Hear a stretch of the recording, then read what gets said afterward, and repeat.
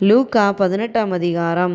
சோர்ந்து போகாமல் எப்பொழுதும் ஜெபம் பண்ண வேண்டும் என்பதை குறித்து அவர்களுக்கு ஒரு உவமையை சொன்னார். ஒரு பட்டணத்திலே ஒரு நியாயாதிபதி இருந்தான். அவன் தேவனுக்கு பயப்படாதவனும் மனுஷரை மதியாதவனுமாயிருந்தான். அந்த பட்டணத்திலே ஒரு விதவையும் இருந்தாள். அவள் அவனிடத்தில் போய், எனக்கும் என் எதிராளிக்கும் இருக்கிற காரியத்தில் எனக்கு நியாயம் செய்ய வேண்டும் என்று விண்ணப்பம் பண்ணினாள். வெகு நாள் வரைக்கும் அவனுக்கு மனதில்லாதிருந்தது. பின்பு அவன், நான் தேவனுக்கு பயப்படாமலும் மனுஷரை மதியாமலும் இருந்தும் இந்த விதவை என்னை எப்பொழுதும் தொந்தரவு செய்கிறபடியினால் இவள் அடிக்கடி வந்து என்னை அலட்டாதபடி இவளுக்கு நியாயம் செய்ய வேண்டும் என்று தனக்குள்ளே சொல்லிக்கொண்டான் என்றார்.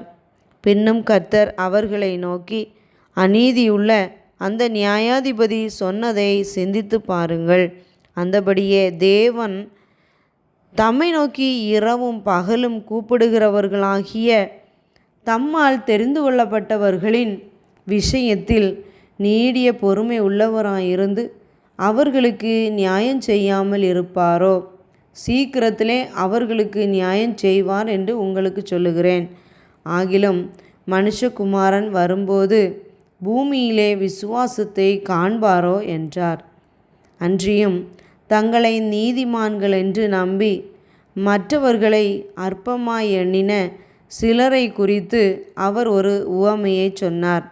2 மனுஷர் ஜெபம் பண்ணும்படி தேவாலயத்துக்கு போனார்கள்.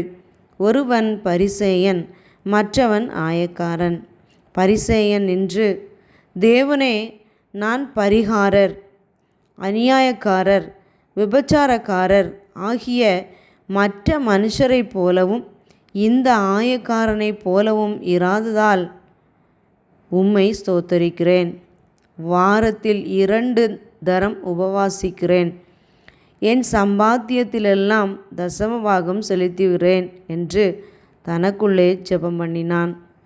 ஆயக்காரன் தூரத்திலே நின்று தன் கண்களையும் வானத்துக்கு ஏறெடுக்க துணியாமல் தன் மார்பிலே அடித்து கொண்டு, தேவனே, பாவியாகிய என்மேல் கிருபையாயிரும் என்றான். அவன் அல்ல, இவனே நீதிமானாக்கப்பட்டவனாய் தன் வீட்டுக்கு திரும்பி போனான் என்று உங்களுக்கு சொல்லுகிறேன். ஏனெனில் தன்னை உயர்த்துகிறவன் எவனும் தாழ்த்தப்படுவான், தன்னை தாழ்த்துகிறவன் உயர்த்தப்படுவான் என்றார். பின்பு குழந்தைகளையும் அவர் தொடும்படிக்கு அவர்களை அவரிடத்தில் கொண்டு வந்தார்கள். சீஷர்கள் அதை கண்டு கொண்டு வந்தவர்களை அதட்டினார்கள். இயேசுவோ அவைகளை கொண்டு வரும்படி கட்டளையிட்டு, சிறு பிள்ளைகள் என்னிடத்தில் வருகிறதற்கு இடங்கொடுங்கள், அவைகளை தடை பண்ணாதிருங்கள், தேவனுடைய ராஜ்யம் அப்படிப்பட்டவர்கள் உடையது.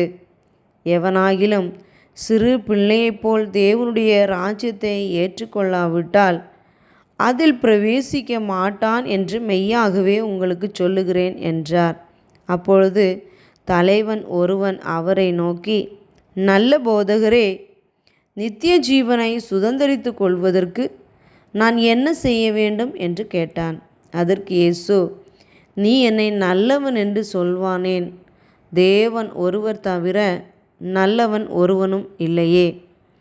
விபச்சாரம் செய்யாதிருப்பாயாக, கொலை செய்யாதிருப்பாயாக, களவு செய்யாதிருப்பாயாக, பொய் சாட்சி சொல்லாதிருப்பாயாக, உன் தகப்பனையும் உன் தாயையும் கனம் பண்ணுவாயாக என்கிற கற்பனைகளை நீ அறிந்திருக்கிறாயே என்றார். அதற்கு அவன், இவைகளையெல்லாம் என் சிறு வயது முதல் கை கொண்டிருக்கிறேன் என்றான். இயேசு அதை கேட்டு, இன்னும் உன்னிடத்தில் ஒரு குறைவு உண்டு. உனக்கு உண்டானவைகளையெல்லாம் விற்று தரித்திரருக்கு கொடு, அப்பொழுது பரலோகத்திலே உனக்கு பொக்கிஷம் உண்டாயிருக்கும். பின்பு என்னை பின்பற்றி வா என்றார்.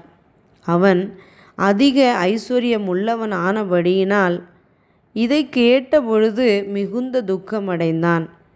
அவன் மிகுந்த துக்கமடைந்ததை இயேசு கண்டு, ஐஸ்வர்யமுள்ளவர்கள் தேவனுடைய ராஜ்யத்தில் பிரவேசிப்பது எவ்வளவு அரிதாயிருக்கிறது.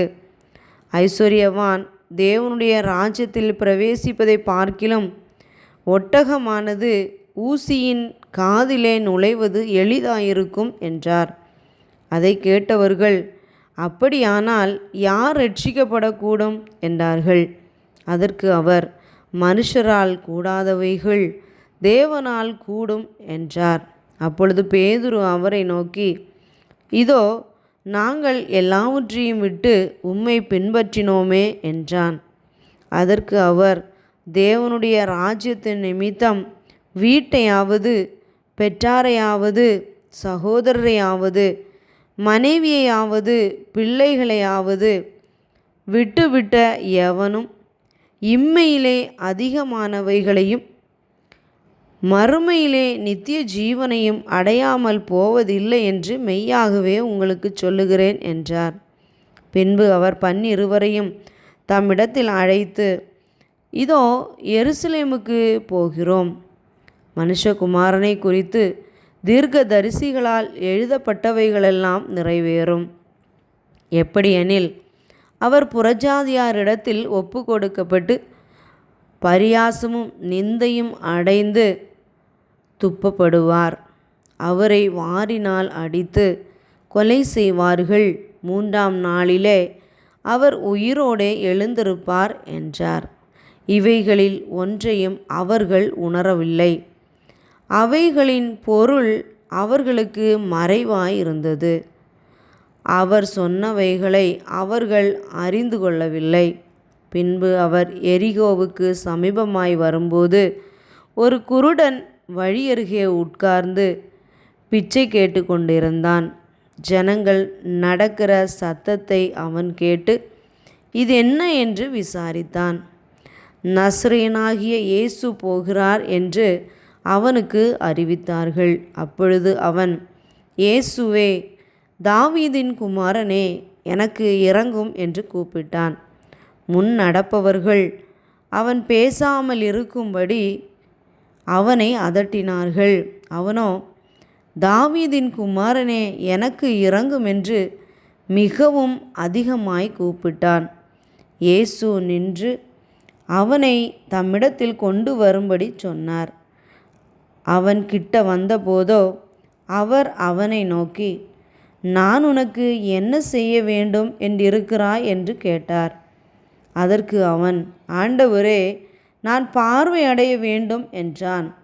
இயேசு அவனை நோக்கி, நீ பார்வை அடைவாயாக, உன் விசுவாசம் உன்னை இரட்சித்தது என்றார். உடனே அவன் பார்வை அடைந்து தேவனை மகிமைப்படுத்தி கொண்டே அவருக்கு பின் சென்றான். ஜனங்கள் எல்லாரும் அதை கண்டு தேவனை புகழ்ந்தார்கள்.